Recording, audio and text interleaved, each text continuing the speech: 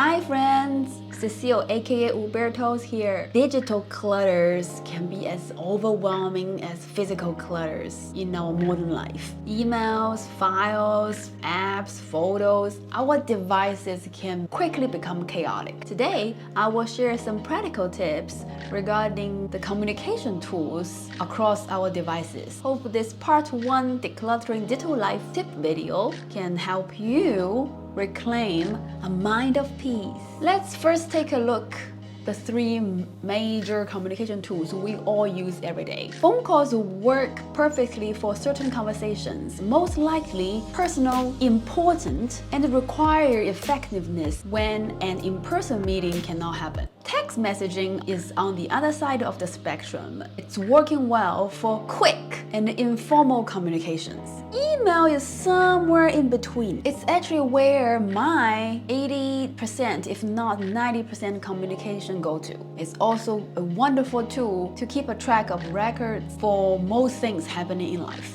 Our phone can be intrusive if not managed properly. I do not pick up work calls on my personal phone. I used to work for a job that requires extended long hours due to the nature of the global role, and the company actually provided a work phone. It helps to separate the work issue from personal life. Some other may use do not disturb function, which might also block some urgent important calls, especially when we may forget to turn it off. So I chose not to use that. For important calls, I usually schedule them in advance at a specific time so that I can keep my eyes on it, pick it up on time, or call somebody as scheduled. All other calls, if anything important or valuable, will get to my voicemail, and I can always listen to the voicemail and choose to reply back or not. In the recent 15 to 20 years, I've practiced the same. 99% of the calls, they're scams or sales calls, I never pick up, and the only 1% results in some voicemail, among which probably only 10% are real legit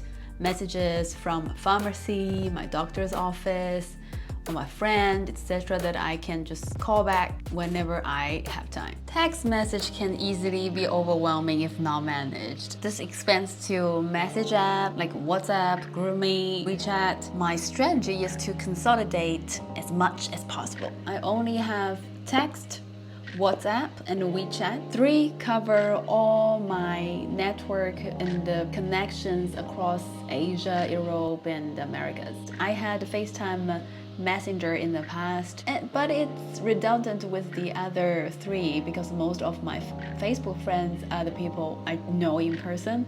I've also removed the app of Facebook for about probably 2 years now. I will still go check the web version once in a while, and it hasn't hurt any of my relationship. Another practice I have for all my messages is to mute all of them. Mute all the group messages you are in, turn off all the notifications from all those related apps. So across the phone calls and messages, the red dot only shows up on my phone if there is a voicemail, or it can be an individual conversation that I do not mute, like the one with my husband. Everybody know you will check your phone more frequently than you need, so not too much delay. This leads to a rule across all the communication tools I use, which is to set 20 to 30 minutes idle time 1 to 3 times a day, the most, and you do not do that outside of those windows. The goal is to have 0 unread or unorganized messages, calls, emails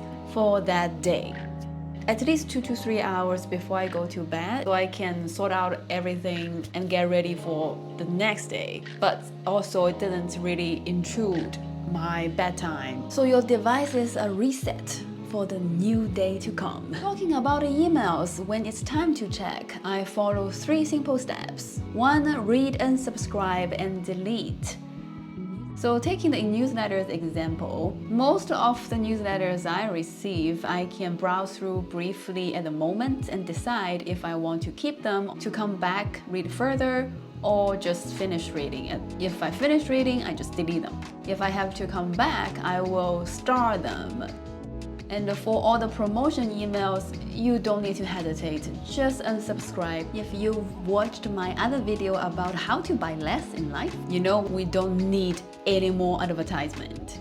The settings, sometimes they include at the end of the email that on their website, because you can unsubscribe one type of marketing emails or promotions and they continue to send you other types.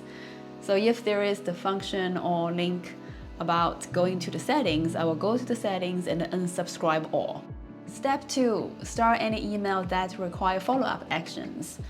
So in the case of the newsletter that you do want to come back and read further, you can start them, which is a function in Gmail, and I'm pretty sure there are similar functions in other emails. After you start them, make sure you look through your calendar and book a time to work on the follow-up actions. It can also be an email with your flight ticket reservation details that you will start, and you probably have to keep it until after the trip. And I will not worry about that until I came back from the trip, and I will unflag or unstart them. Step 3, report and block the spams. You can simply delete those emails, but if you don't block them, it will come back to you again. The good thing you do for other people is actually to report them, so the email provider can learn and train their software and algorithm to prevent those emails going to other people's inbox. If you haven't checked your email inboxes for a while, it might be overflown by thousands of unread emails. In this scenario, you can leverage software like Enroll.me to speed up the process. The key is to get to 0 unread or unorganized email as soon as possible in the shortest time you can do it.